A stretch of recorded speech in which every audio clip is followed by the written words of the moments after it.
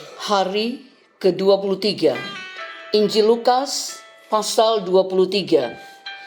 Yesus di hadapan Pilatus. Lalu bangkitlah seluruh sidang itu dan Yesus dibawa menghadap Pilatus. Di situ mereka mulai menuduh dia, katanya, "Telah kedapatan oleh kami bahwa orang ini menyesatkan bangsa kami dan melarang membayar pajak kepada Kaisar, dan tentang dirinya ia mengatakan bahwa ia adalah Kristus, yaitu Raja." Pilatus bertanya kepadanya, "Engkaukah Raja orang Yahudi?" Jawab Yesus, "Engkau sendiri mengatakannya." Kata Pilatus kepada imam-imam kepala dan seluruh orang banyak itu, "Aku tidak mendapati kesalahan apapun pada orang ini." Tetapi mereka makin kuat mendesak, katanya, "Ia menghasut rakyat dengan ajarannya di seluruh Yudea. Ia mulai di Galilea dan sudah sampai ke sini." Ketika Pilatus mendengar itu, ia bertanya, "Apakah orang itu seorang Galilea?" Dan ketika ia tahu bahwa Yesus orang dari wilayah Herodes, ia mengirim dia menghadap Herodes, yang pada waktu itu ada juga di Yerusalem. Yesus di hadapan Herodes. Ketika Herodes melihat Yesus, ia sangat girang, sebab sudah lama ia ingin melihatnya, karena ia sering mendengar tentang dia. Lagi pula ia mengharapkan melihat bagaimana Yesus mengadakan suatu tanda. Ia mengajukan banyak pertanyaan kepada Yesus, tetapi Yesus tidak memberi jawaban apapun. Sementara itu, imam kepala dan ahli-ahli Taurat maju ke depan dan melontarkan tuduhan-tuduhan yang berat terhadap dia. Maka mulailah Herodes dan pasukannya menista dan mengolok-olokkan dia. Ia mengenakan jubah kebesaran kepadanya, lalu mengirim dia kembali kepada Pilatus. Dan pada hari itu juga bersahabatlah Herodes dan Pilatus. Sebelum itu mereka bermusuhan. Yesus kembali di hadapan Pilatus. Lalu Pilatus mengumpulkan imam-imam kepala dan pemimpin-pemimpin serta rakyat dan berkata kepada mereka, "Kamu telah membawa orang ini kepadaku sebagai seorang yang menyesatkan rakyat. Kamu lihat sendiri bahwa aku telah memeriksanya, dan dari kesalahan-kesalahan yang kamu tuduhkan kepadanya, tidak ada yang kudapati padanya. Dan Herodes juga tidak, sebab ia mengirimkan dia kembali kepada kami. Sesungguhnya tidak ada suatu apapun yang dilakukannya yang setimpal dengan hukuman mati. Jadi aku akan menghajar dia lalu melepaskannya, sebab ia wajib melepaskan seorang bagi mereka pada hari raya itu." Tetapi mereka berteriak bersama-sama, "Enyahkanlah dia, lepaskanlah Barabas bagi kami." Barabas ini dimasukkan ke dalam penjara berhubung dengan suatu pemberontakan yang telah terjadi di dalam kota dan karena pembunuhan.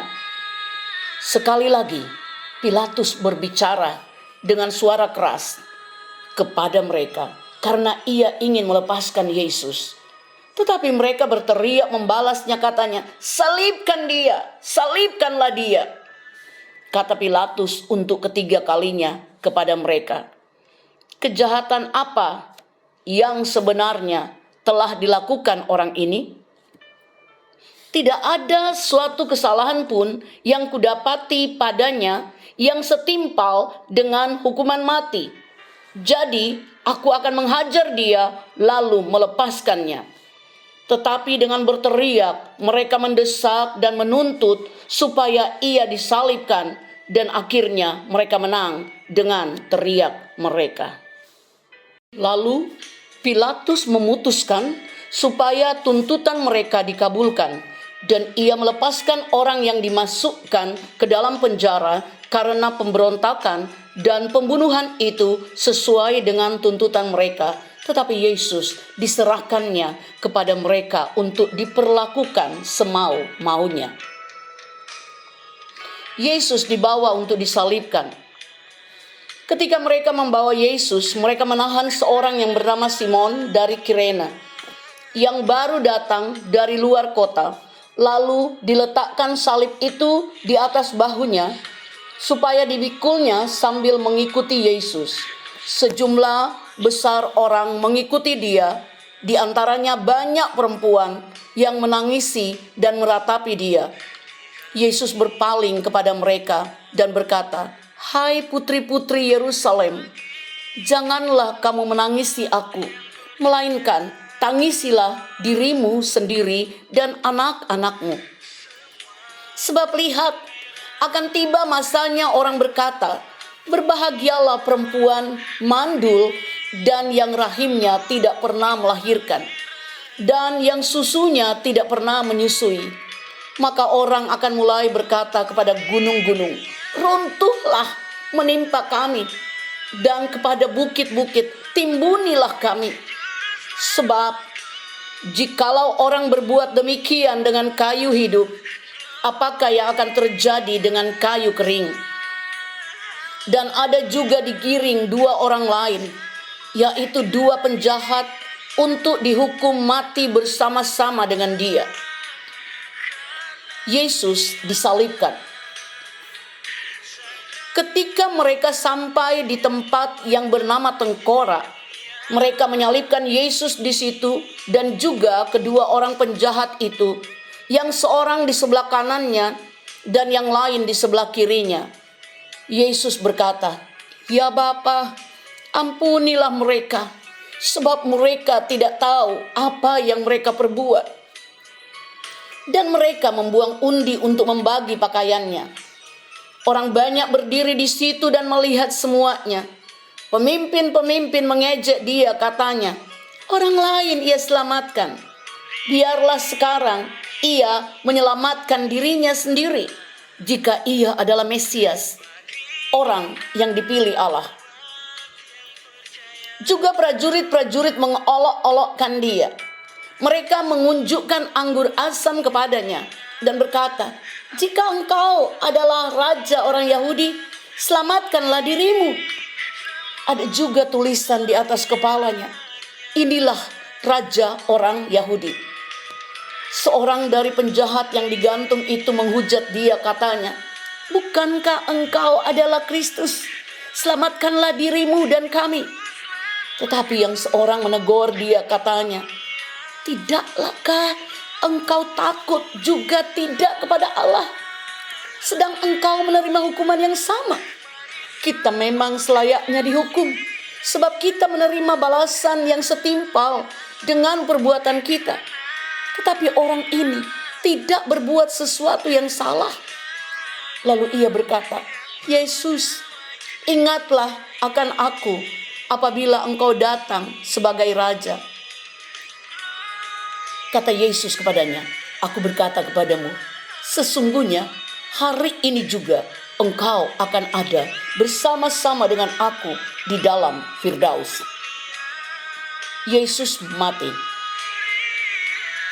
Ketika itu hari sudah kira-kira jam 12, lalu kegelapan meliputi seluruh daerah itu sampai jam 3. Sebab matahari tidak bersinar dan tabir bait suci terbelah dua. Lalu Yesus berseru dengan suara nyaring, "Ya Bapa, ke dalam tanganmu kuserahkan nyawaku." Dan sesudah berkata demikian, ia menyerahkan nyawanya.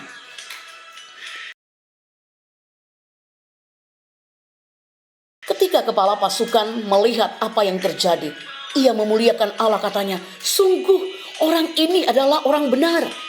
Dan sesudah seluruh orang banyak yang datang berkerumun di situ untuk tontonan itu, melihat apa yang terjadi itu, pulanglah mereka sambil memukul-mukul diri. semua orang yang mengenal Yesus dari dekat, termasuk perempuan-perempuan yang mengikuti dia dari Galilea, berdiri jauh-jauh dan melihat semuanya itu. Yesus dikuburkan. Adalah seorang yang bernama Yusuf. Ia anggota majelis besar dan seorang yang baik lagi benar. Ia tidak setuju dengan putusan dan tindakan majelis itu. Ia berasal dari Arimatea, sebuah kota Yahudi, dan ia menanti-nantikan kerajaan Allah. Ia pergi menghadap Pilatus dan meminta mayat Yesus. Dan sesudah ia menurunkan mayat itu, ia mengapaninya dengan kain lenan, lalu membaringkannya di dalam kubur yang digali dalam bukit batu, di mana belum pernah dibaringkan mayat. Hari itu adalah hari persiapan dan Sabat hampir mulai. Dan perempuan-perempuan yang datang bersama-sama dengan Yesus dari Galilea ikut serta, dan mereka melihat kubur itu dan bagaimana mayatnya dibaringkan. Kebangkitan Yesus. Dan setelah pulang, mereka menyediakan rempah-rempah dan minyak mur. Dan pada hari Sabat, mereka beristirahat menurut hukum Taurat. Tuhan memberkati.